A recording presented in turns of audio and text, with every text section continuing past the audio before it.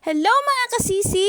For today's video nga pala ay sumama na naman ako sa laot. Maninimbada nga kami para meron nga kaming ipain sa aming mga buya. Ayan nga't nakikita ninyong palabas pa lang ang araw. Naghahanap nga kami dyan ng payaw na aming matatalian. Magbabaka sakali nga kami na makahuli ng malaking isda. Ayan nga't narating na namin ang payaw na aming pagtatalian. Ayan nga't makikita ninyong palabas na si Haring Araw. Kung mapapansin nyo mga kasisi, kalma lang ang dagat dyan. Medyo malabo nga lang, katatapos lang kasi ng bagyo niyan. Nagsimula na nga rin palang manimbada niyan mga kasisi ang aking asawa. Kaya naman nang makahuli siya ng bilong-bilong ay agad niya na nga itong ipinain sa kanyang buya. Ganito nga pala mga kasisi ang paraan niya sa panguhuli ng malaking isda. Pagkatapos nga niyang mapainan ng kanyang buya ay kanya nga itong inihagis. Hahayaan niya nga lang itong palutang-lutang at sumunod sa agos ng tubig. Ganito nga pala mga kasisi ang paglagay niya ng pain sa kanyang buya. Sa pangingisda nga pala mga kasisi, hindi palaging meron kang mahuhuli. Kung para sa'yo, mahuhuli mo. Kung hindi naman, better luck next time, ganun. At sa pagkakataon nga na to mga kasisi, merong para sa amin. At meron ding better luck next time. Kung gusto nyong malaman kung ano yon, panoorin nyo hanggang dulo ang aming video. Sa kalagitnaan nga ng paninimbada ng aking asawa dyan mga kasisi, ay meron siyang napansin. Kaya naman ay agad naming nilisan ang payaw na aming pinagtalian. Kasi nga pupuntahan namin yung buya na aming inarya kanina. Napansin niya kasi ito na may dawi na. Ayan nga mga kasisi at malapit na kami sa buya na may dawi nga. Habang papalapit nga kami dito mga kasisi ay hinihila-hila pa ito ng malaking isda. Kaya nga nung malapit na kami ay agad niya nga itong dinakot para nga ito ay batakin. Kinailangan niya nga palang lumipat dito sa unahan para nga dito batakin ang isda. Ganito nga pala mga kasisi ang kanyang ginagawa kapag siya ay nakakahuli ng malaking isda. Medyo natagalan nga lang siya dyan sa pagbatak kasi nga mahaba na ang nylon na tinakbo ng isda. Sa part nga na to mga kasisi ay medyo malapit na ang isda. Ayan nga't akin na siyang nakikita. At palangoy-langoy pa nga. At isang ikot na nga lang dyan ng isda mga kasisi ay siguradong mahuhuli na namin siya. Ayan nga't ginansa na ng aking asawa. Ay, maliit lang pala. Akala ko malaki talaga. Maliit man yan mga kasisi, ito'y agad naman naming ipinagpasalamat kay Lord.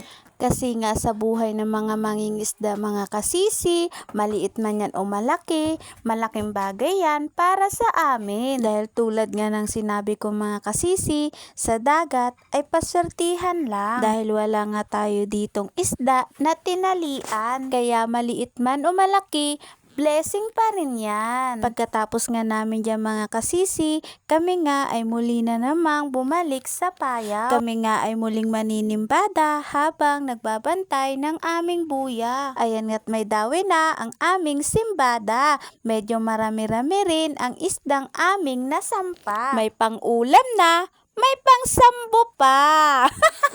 Ganon talaga mga kasisi, kasi nga medyo mabigat at mahirap din ang pag-angat ng bangka. Habang kami nga ay naninimbada dyan, ay meron na naman siyang napansin. Dinawi na naman nga ng malaking isda yung isang buya namin. May dawi na naman yung buya na yun kasi siya yung tumatalon-talon. Ayun, oo, gatalon pa, bilisan mo. Tumalon na, hindi ko nakita alam mo. Hindi na yun, nagalaksa-laksa pa rin. May nagalaksa pa rin doon, bilisan mo. Ayun na, gatalon pa, bilisan mo. Yan na, oh. Galaksa pa, bilisan mo. Ayun na. Gatalon pa, gatalon. May buya, may buya. Yun na. Galaksa. Sobrang excited nga ako dito mga kasisi kasi nga walang tigil sa paglukso yung malaking isda. Ito lang, ito? Oo, ito mga kasisi. Oo, yan o. May dawi yung buya na yan o. Malasag yan. Nalulukso-lukso kanina. Malasag yan. Wala! Ingat ka ha. Ingat ka ha. Nag-ano pa naman ng malasag eh. Dito ako, magatago ako. Sa ngalan ng malasag talaga mga kasisi, natago ako dito. Natago ako dito sa pista na to. Ayoko nang nagatalon kasi ang malasog eh. Sunshine! Makikita natin! Isa? Saan ka na dito?